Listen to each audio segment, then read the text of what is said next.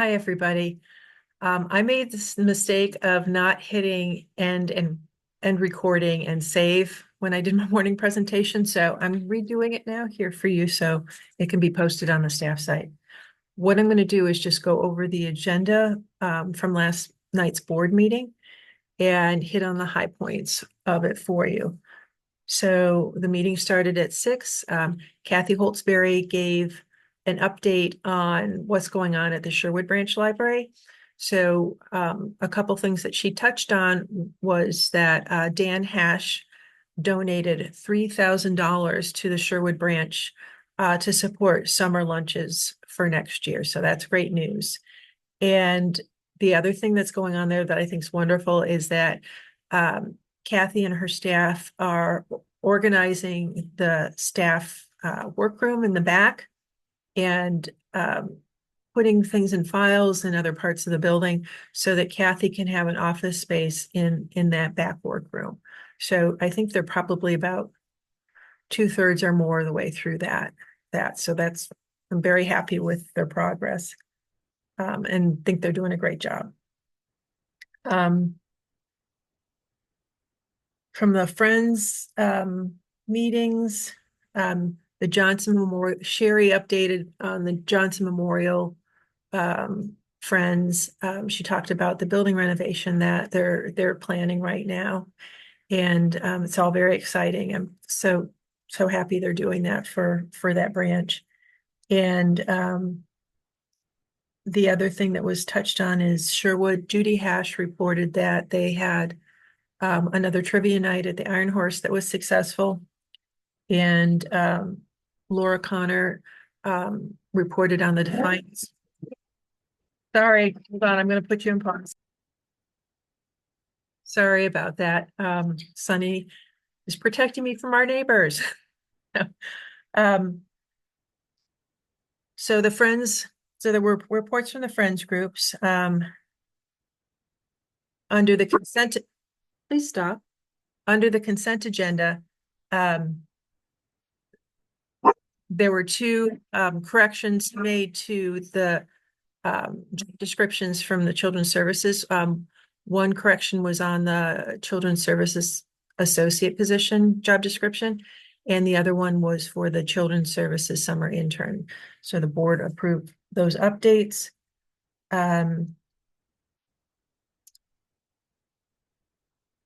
Under library operations report, the only thing I had to add from my operations report was that we're now members, the library is now a member of Employers Association. And so I'm talking to them about some possible staff workshops. So I'll keep you updated as that moves along. The board didn't have any questions about the department reports. And I think that was it for consent agenda. Under items for discussion, number one was extended hours, which we took off the agenda because I'm going to skip to 8.3, update on Hodge Group. We pulled that from the agenda because we no longer need those extended hours that evening. I talked to Russ Hodge last week, and then we talked with him again today. By we, I mean Taryn and Nancy and I, or not today. It's like been one long day this week. We talked to him on Tuesday, I believe. And so we've put a pause on the Hodge Group work until January or maybe February. And the reason for that is that the fundraising activities have gotten kind of far ahead of the building design.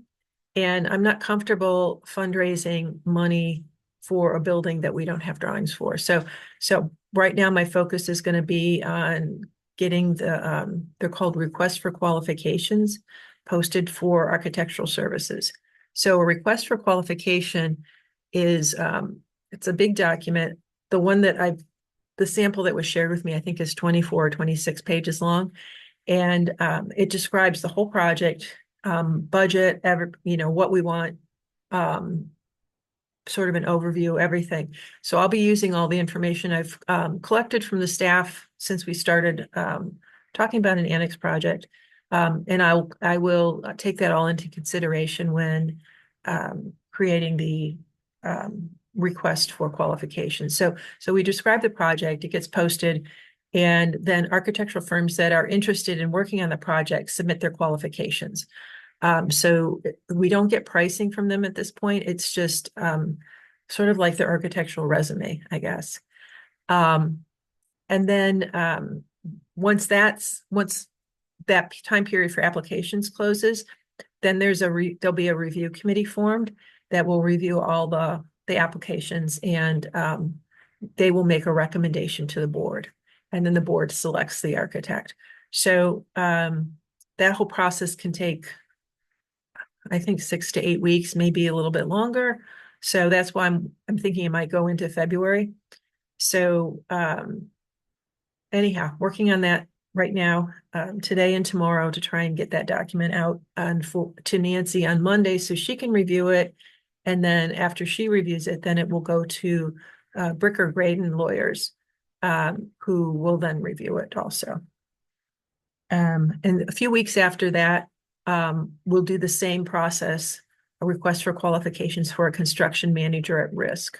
So construction manager at risk is different than just a construction manager in the sense that he actually, or her, whoever we hire, all the subcontractors for the building project are hired by him. So if there's an issue or a cost overrun, he's liable for that.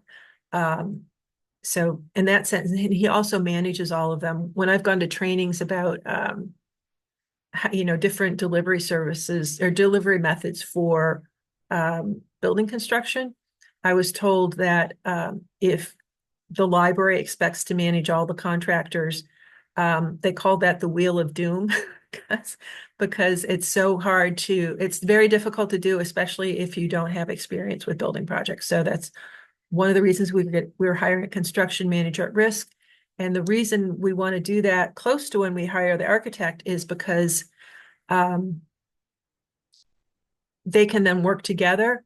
So the construction manager at risk can look at the architectural drawings as they're developed, and he can say, that's not buildable, this, or whatever. So he can notice mistakes as the process moves forward so that we'll have fewer change orders at the end of the project. So it'll cost us a little bit more upfront, but it'll save us a lot of money at the end.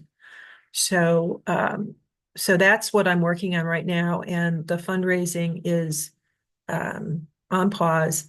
And I'm not the only person working on this, so I'm doing the first draft. So hopefully this process will move along. I'm going to go back to number 8.2, board recruitment. So Rebecca Mansell-Pladel had tendered her resignation and from the board, but said she would stay on until the board found her replacement, which was incredibly generous of her. And I'm really sad to lose her. She's a wonderful board member. So at last night's board meeting, Laura led a discussion about talking to community individuals about possibly serving on the board. So she's going to take care of that, and I'll keep you updated as I get more information. Library Design Institute. So at the Library Design Institute, it was a 2-day process for me. One of the days I went to every single one of Cincinnati Public Library's branch libraries that were Carnegie buildings. So there's 5 of them, and they've all been renovated. So I went and looked at them. I was not impressed. I think we can do better. But it gave me a lot of ideas for what not to do. And then the actual Design Institute was an all-day event. So in the mornings, it was programs from architects. There was an insurance person there. There were lawyers there talking about the different things that you need to think about when hiring a design professional. And then the afternoon was what are called charrettes. So there were 6 libraries selected nationwide to be a charrette library. So Defiance was one of those. And I can share the program brochure. I'll put it in the staff room so you can look at it and see what other libraries were selected. And So a charrette is in essence like a brainstorming session. So it's used in architecture and in the arts. So I'm a former art student, so I know like when you would get to a point with your art project or your artwork and you were kind of stuck, you couldn't figure out how to solve, you knew something was wrong, but you didn't know how to solve it. You would gather your friends or, professor or whoever was available at that time, and you would gather around your whatever you're working on, like a painting, and people would throw out brainstorm ideas for how to solve your design issue. So this afternoon was a little bit was similar to that. So the architectural firm we were working with, which is GBBN out of Cincinnati, brought in a three-dimensional model of the sort of our area from Washington Street down to about where the parking lot is. And they placed, little playhouses on it and a model of the library. And everybody gathered around that and brainstormed ideas. So they had some leading questions like, how do you want people to feel when they walk into the new building? Or, what's I can't even remember them now. Anyhow, there's three of them, and I'm going to send them to Taryn so they can be posted on the staff site so you can look at the questions and you can look at the comments or suggestions. And I can the 3D model is actually in my office right now. It's pretty big. So if anybody's interested in actually looking at that, you can feel free to come in, or if I'm there, just ask me to if they can come in and look at it and I can explain it to you. So I expect that once we hire a design professional, they'll do something, they'll create some sort of model for us too, but it'll be much more sophisticated than what we had at the charrette. So it was well worth the time. They had lots of great ideas. And so I was very happy with the time I spent in Cincinnati at that. Nancy went over the 2025 estimated revenue with the board, and she also reviewed the cash flow projection review with the board. Those are both things that are done annually. So that those two pieces of business, Nancy took care of at that meeting. And then there were a number of addendum items because a lot happened earlier this week. So the first one was from Nancy, and it was about 2025 health insurance estimates.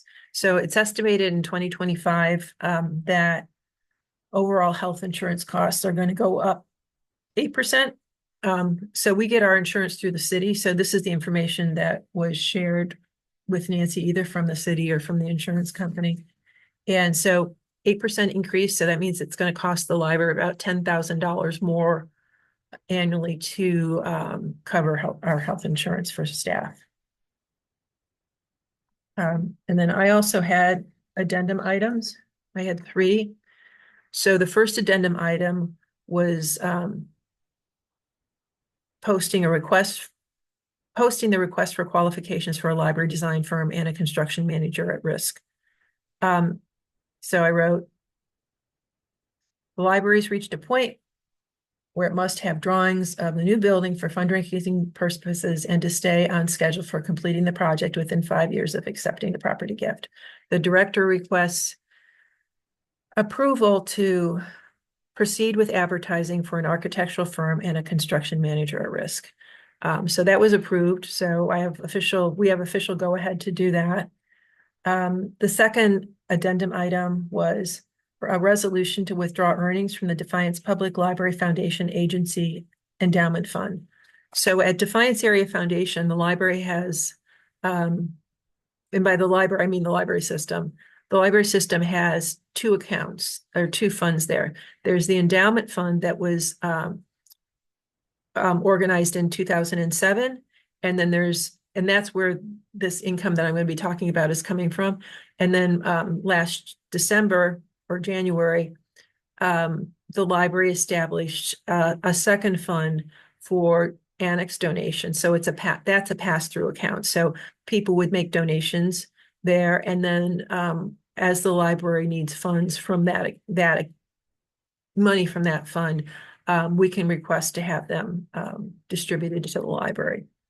So the endowment fund generates interest each year, which the library is allowed to withdraw.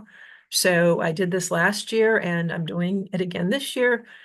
So this year it's about a little over $8,000, and we're going to be putting that either towards consultant services for the building projects or consultant services for personnel, because I'm interested in bringing some EA training to the staff.